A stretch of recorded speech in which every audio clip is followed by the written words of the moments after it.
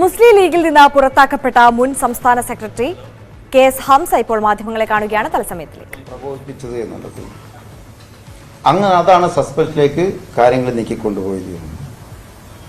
പക്ഷേ ഞാനതിന് പ്രതികരിക്കാനൊന്നും പോയില്ല. ഒരു അച്ചടക്കമുള്ള പാർട്ടി പ്രവർത്തനം എന്ന നിലക്ക് പാർട്ടി തന്ന പണിഷ്മെന്റ് ഏറ്റുവാങ്ങുകയും പരാതിയില്ലെന്ന് അറിയിക്കുകയും മാത്രമാണ് ചെയ്തത്. അതിനുശേഷം ലീഗിന്റെ ക്യാമ്പയിൻ ആരംഭിച്ചു, മെമ്പർഷിപ്പ് ക്യാമ്പയിൻ ആരംഭിച്ചു.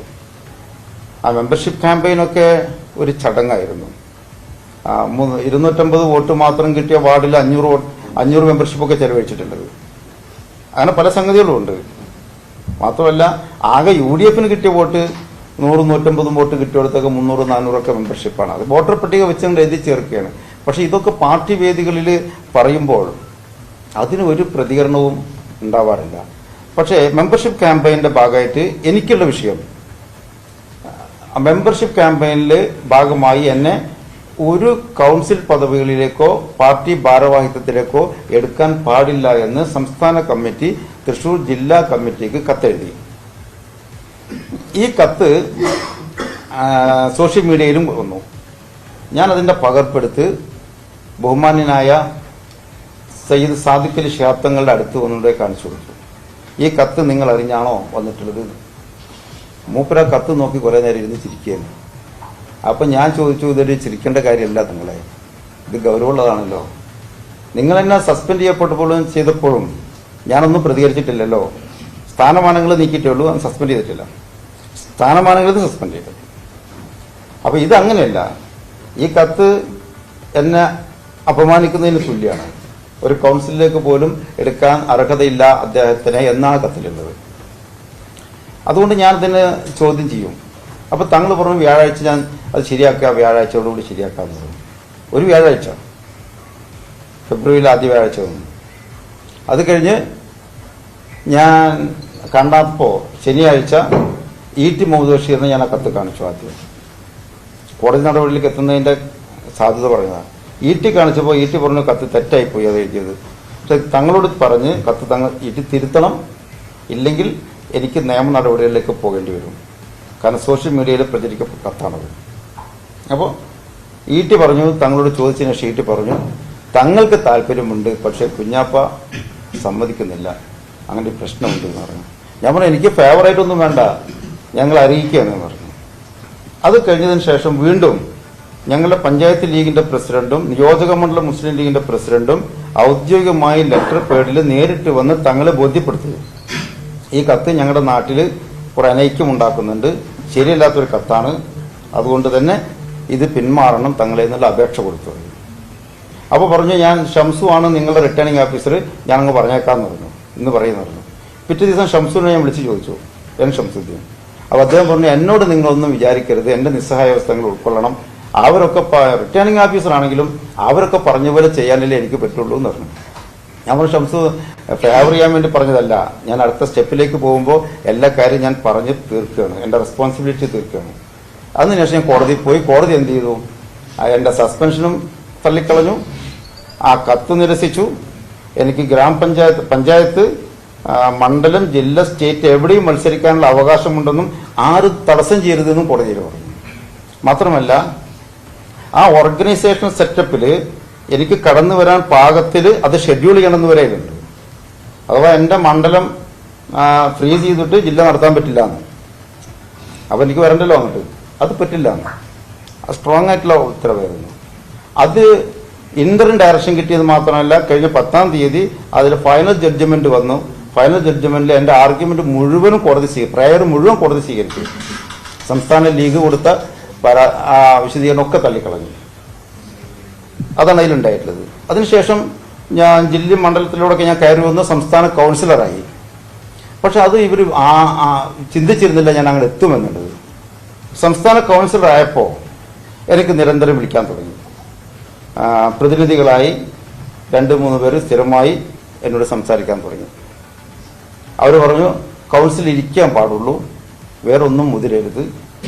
പിന്നെ പറഞ്ഞു നിങ്ങൾ കൗൺസിലിൽ വന്ന് മത്സരിക്കുകയോ സ്ഥാനത്തിന് വേണ്ടി നിൽക്കുകയോ ചെയ്തു കഴിഞ്ഞാൽ നടപടി ഉണ്ടാവും, അതുകൊണ്ട് കൗൺസിലിൽ വരാൻ നിങ്ങൾക്ക് അങ്ങനെ ഉറപ്പ് തരാൻ പറ്റുമോ എന്ന് ചോദിച്ചപ്പോൾ വന്നവരോട് ഞാൻ പറഞ്ഞു, വന്ന് സംസാരിച്ച ആളുകളൊക്കെ ഒന്ന് അഡ്വക്കേറ്റ് മുഹമ്മദ് ഷാ, ഒന്ന് അഡ്വക്കേറ്റ് റഹ്മത്തുള്ള, പിന്നെ ആദ്യത്തെ സിറ്റിങ്ങിൽ CP ചെറിയ ഉണ്ടായിരുന്നു, പിന്നെ റഹ്മത്തുള്ള വീണ്ടും സംസാരിച്ചു, മുഹമ്മദ് ഷാ വീണ്ടും സംസാരിച്ചു, മലപ്പുറത്ത് വെച്ച്, കോഴിക്കോട് വെച്ച്, പട്ടാമ്പിരിച്ചൊക്കെ ഉണ്ടായി. അടുത്തടുത്ത ദിവസങ്ങളിൽ അവരൊക്കെ ഡിമാൻഡ് ഉള്ളത് ഞാൻ മത്സരിക്കരുതെന്നായിരുന്നു. പക്ഷേ ഞാൻ ഫുൾ കൗൺസിലറാണ്, ഹാഫ് കൗൺസിലർ അല്ല എന്ന് മറുപടി പറഞ്ഞു. അങ്ങനെ കോംപ്രമൈസിനൊന്നും എനിക്ക് ഉദ്ദേശിക്കുന്നില്ല, എന്തെങ്കിലും ഉണ്ടെങ്കിൽ പാർട്ടി യോഗത്തിൽ പറഞ്ഞേക്കാം എന്ന് പറഞ്ഞ് ഞാൻ എൻ്റെ സ്റ്റാൻഡിൽ തന്നെ നിന്നു. അപ്പോൾ അവരെന്നോട് പറഞ്ഞു, എങ്കിൽ നിങ്ങൾക്ക് സസ്പെൻഷൻ ഉണ്ടാവും, നടപടി ഉണ്ടാവും എന്ന് പറഞ്ഞു. ഞാൻ പറഞ്ഞു ആയിക്കോട്ടെ എന്ന് പറഞ്ഞു. പിന്നെ പിറ്റേ ദിവസം തന്നെ കാലത്ത് തലേ ദിവസം വിളിച്ചു പറഞ്ഞു, പത്രത്തിൽ കൊടുക്കില്ല, ബാക്കിയൊക്കെ നടത്തിയേക്കാം, അങ്ങനെ ഒരു കാര്യം ഞങ്ങൾ ചെയ്തോട്ടെ ചോദിച്ചു. ഞാൻ പറഞ്ഞു പത്രത്തും കൊടുത്തോ എന്ന് പറഞ്ഞു. അതും വിരോധമല്ല, പത്രത്തിൽ കൊടുത്തോ, അതിനും കുഴപ്പമൊന്നുമില്ല എന്ന് ഞാൻ പറഞ്ഞു. അങ്ങനെയാണ് അവർ ഈ പുറത്താക്കലുണ്ടാക്കിയത്. യഥാർത്ഥം അതിൻ്റെ പിന്നിൽ ലോജിക്കുള്ളത്, 2 ആഴ്ച മുമ്പ് എന്നെ പുറത്താക്കിയിരുന്നുവെങ്കിൽ എനിക്ക് കോടതി അത് വീണ്ടും ക്യാൻസൽ ചെയ്ത് എനിക്ക് മത്സരിക്കാൻ സൗകര്യം കിട്ടുമായിരുന്നു. അത് ഒഴിവാക്കലാണ് തലേ ദിവസം വെച്ചത്. 2 ആഴ്ച കഴിഞ്ഞാണെങ്കിലോ ഞാൻ ആ പരിപാടി പങ്കെടുക്കും, എനിക്ക് തടസ്സമില്ലല്ലോ, അപ്പോഴും എനിക്ക് മത്സരിക്കാമായിരുന്നു. മത്സരിച്ചു കഴിഞ്ഞാൽ ജയിക്കുകയും ചെയ്യും, ആ ഉത്തമ വിശ്വാസമുണ്ട്. അപ്പോൾ ആ കൂട്ടത്തിൽ ചർച്ചയിൽ ഇവർ പറഞ്ഞു, നിങ്ങളെ പറ്റിയിട്ട് നിങ്ങൾ ആർക്കും വഴങ്ങാത്ത പ്രകൃതമാണ്, അതുകൊണ്ടാണ് മാറ്റി നിർത്തുന്നത് എന്ന് എന്നോട് പറയുകയും ചെയ്തു. ഞാൻ അവരോട് പറഞ്ഞു, ഞാൻ ശാഖ മുസ്ലിം ലീഗിൻ്റെ സെക്രട്ടറി പ്രസിഡന്റ്, പഞ്ചായത്ത് മുസ്ലിം ലീഗിൻ്റെ സെക്രട്ടറി പ്രസിഡന്റ്, നിയോജക മണ്ഡലം മുസ്ലിം ലീഗിൻ്റെ സെക്രട്ടറി പ്രസിഡന്റ്, ജില്ലാ മുസ്ലിം ലീഗിൻ്റെ പ്രസിഡന്റ്, പിന്നെ 2 തവണ സ്റ്റേറ്റ് മുസ്ലിം ലീഗിൻ്റെ സെക്രട്ടറി, അങ്ങനെ അടിത്തറയിൽ നിന്ന് കയറി വരുന്ന ഒരാളാണ്. എന്നെ അങ്ങനെയൊന്നും നിങ്ങൾക്ക് ഒതുക്കാൻ കഴിയില്ല. ഞാൻ അങ്ങനെ പാർട്ടി പ്രവർത്തനം നടത്തുന്ന കാലത്തൊക്കെ നിങ്ങളൊക്കെ വ്യത്യസ്ത രാഷ്ട്രീയ പാർട്ടിയിൽ നിൽക്കുന്ന ആൾക്കാരാണ്. എന്നോട് സംസാരിക്കുന്ന പലരും അവർക്ക് വേറെ പലയിടത്തുമായിരുന്നു എന്ന് പറയുകയും ചെയ്തു. ഇപ്പോൾ അവരൊക്കെ ചരിത്രം ആലോചിച്ചാൽ എല്ലാവർക്കും അറിയാം എവിടെയൊക്കെ എന്തൊക്കെയായിരുന്നു സലാം അടക്കമുള്ള ആളുകൾ. അവരാണ് എന്നെ ലീഗ് വിളിപ്പിക്കാൻ വരികയാണ്. അപ്പോൾ ഇതിനകത്ത് ഇന്നലെ നടന്ന തെരഞ്ഞെടുപ്പ് എന്തുകൊണ്ടും അസാധുവാണ്. ആ തെരഞ്ഞെടുപ്പിന് 3 ഇഞ്ചക്ഷനെ വയലേറ്റ് ചെയ്തിട്ടാണ് തെരഞ്ഞെടുപ്പ് നടത്തിയത്. 3 ഇഞ്ചക്ഷൻ നിലനിൽക്കുന്നുണ്ട്. ഒരു മുസ്ലിം ലീഗിനെ സംബന്ധിച്ചിടത്തോളം അത് ജനായത്ത സംവിധാനത്തിൽ വിശ്വാസം അർപ്പിക്കുന്ന ഒരു പാർട്ടിയാണ്. ഉത്തരവാദിത്ത രാഷ്ട്രീയം പ്രയോഗവൽക്കരിക്കുന്ന ഒരു രാഷ്ട്രീയ പ്രസ്ഥാനമാണ്. രാജ്യത്തിന്റെ നിയമസംഹിതകളോട്, നിയമ സംവിധാനങ്ങളോട് ചേർന്ന് നിന്ന് പോകലാണ് അതിന്റെ ഭരണഘടനയിൽ പറഞ്ഞിട്ടുള്ള കാര്യം. അങ്ങനത്തെ ഒരു പാർട്ടി 3 ഇഞ്ചക്ഷൻ നിലനിൽക്കുമ്പോൾ അതിന് വയലേറ്റ് ചെയ്തിട്ട് ഒരു കൗൺസിൽ വിളിച്ചുകൂട്ടി വന്നോടത്ത് ഞങ്ങൾ പോകാം. സലാമ് പറഞ്ഞത് തങ്ങൾ ഒരു ദിവസം കോടതിയിൽ കയറി നിൽക്കാനും തയ്യാറാണെന്നാണ്. ഇന്നലെ പ്രസംഗിക്കുമ്പോൾ പറഞ്ഞു കോടതി ഒന്നും പ്രശ്നമല്ല, സുപ്രീം കോടതിയാണ് സുപ്രീം കോടതി ഹൈക്കോടതിയുടെ സ്ഥാനമാണ് തങ്ങൾക്കുള്ളത് എന്ന് പറഞ്ഞു. അതൊക്കെ ഗുരുതരമായ പ്രയോഗങ്ങളാണ്. രാജ്യത്ത് തീവ്രവാദവും വർഗീയവാദവും നിലനിൽക്കുകയും ഇല്ലാത്ത വർഗീയവാദവും ഇല്ലാത്ത തീവ്രവാദവും അടിച്ചേൽപ്പിക്കുകയും അതിന് ആക്ഷേപത്തിന് അർഹതാവുകയും ചെയ്യുന്ന കാലത്താണ് നിൽക്കുന്നത്. ആ സമയത്ത് ഈ കോടതി വിധിയെ ധിക്കാരപൂർവം നേരിട്ട് അവഗണിച്ച് അങ്ങനൊരു കമ്മിറ്റി തെരഞ്ഞെടുപ്പ് നടത്തിയത് ജനാധിപത്യ പാർട്ടികൾക്ക് ഭൂഷണമല്ല. പ്രത്യേകിച്ച് തങ്ങൾ ഒരു ഖാദിയാണ്, അതും കൂടി അറിയാം, കുറേ പള്ളികളുടെ ഖാദിയാണ്. ഖാദി എന്ന് പറഞ്ഞാൽ അറബിലെ ആ വാക്കിന് അർത്ഥം ജഡ്ജി എന്നാണ്. ഒരു ജഡ്ജി, രാജ്യത്തിൻ്റെ മുഖ്യധാരയിലെ ഒരു ജഡ്ജിയുടെ ഒരു വിധിയെ അങ്ങ് തൃണവൽഗണിച്ചുകൊണ്ട് കാറ്റിൽ പറത്തിക്കൊണ്ട് അദ്ദേഹത്തിനത് തീരെ ഇങ്ങനെ നേതൃത്വം കൊടുക്കൽ ഭൂഷണമായിരുന്നില്ല. അത് രാജ്യത്തിന് കൊടുക്കുന്ന സന്ദേശം ഗുരുതരമാണ്. മാത്രമല്ല, എന്നെ സംസ്ഥാന കൗൺസിലിൽ അടക്കം തടയരുത് എന്ന കോടതി ഉത്തരവ് നിലനിൽക്കുമ്പോൾ ആ സസ്പെൻഷനിലൂടെ ചെയ്തത് കോർട്ടിന്റെ ഇന്റൻഷൻ വയലേറ്റ് ചെയ്യലും കൂടിയാണ്. അങ്ങനെ വന്നാൽ കണ്ടംപ്റ്റ് ഓഫ് കോർട്ടാണ്.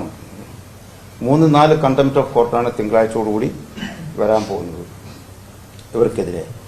മാത്രമല്ല, കോടതിയിൽ വളരെ ഫോൾസ് ഡോക്യുമെന്റ്സ് ക്രിയേറ്റ് ചെയ്തിട്ടുണ്ട് കോടതി കൊടുക്കാൻ വേണ്ടി, കോടതി തെറ്റിദ്ധരിക്കാൻ വേണ്ടി ക്രിയേഷൻ ഓഫ് ഫോൾസ് ഡോക്യുമെന്റ്സ് ഇഷ്ടം പോലെ ഉണ്ടാക്കിയിട്ടുണ്ട്.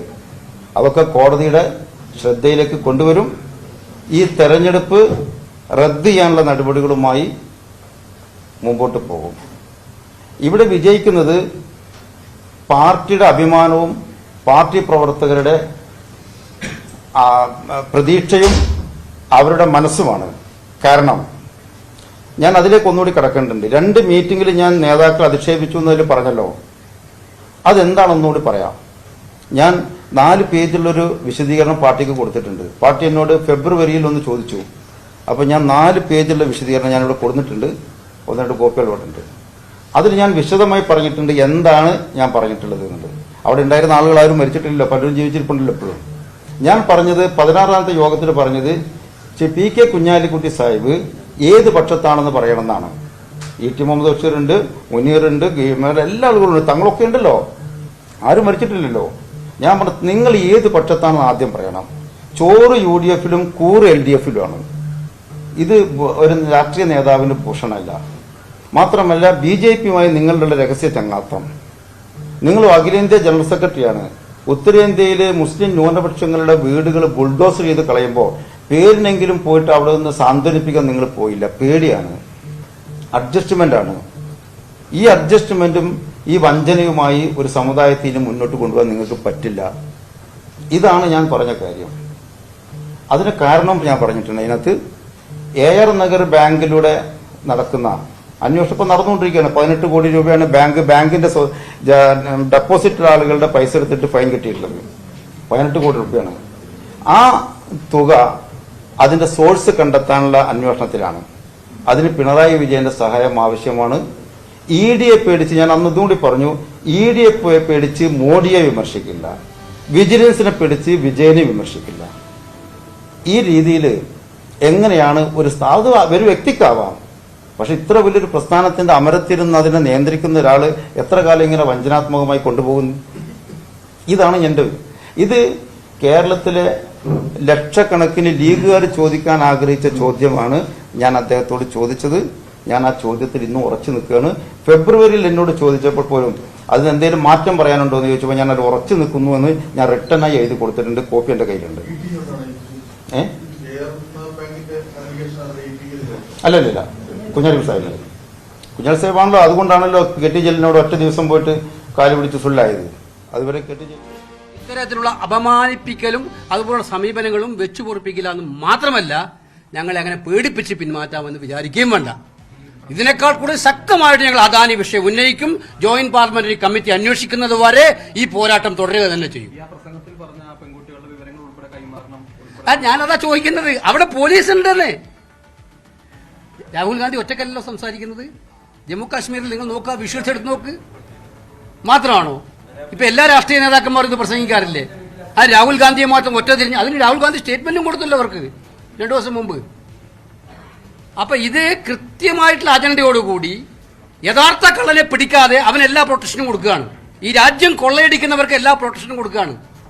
സത്യങ്ങൾ തുറന്നു പറയുന്നവനെ പോലീസിനെയും പട്ടാളത്തെയും എല്ലാവരും ഉപയോഗിച്ചുകൊണ്ട് പേടിപ്പെടുത്തുകയാണ്. ഇത് ഇന്ത്യത്തെ വളരെ പട്ടണമാണ്. ഇതുകൊണ്ടൊന്നും ഞങ്ങൾ പേടിക്കാൻ പോണില്ല. ഞങ്ങൾ ശക്തമായി പോരാടും. അവരിതുപോലെ തന്നെയാണ് 5 ദിവസക്കാലം ED-യെ ചോദ്യം ചെയ്ത് എന്തായി എന്നിട്ട്.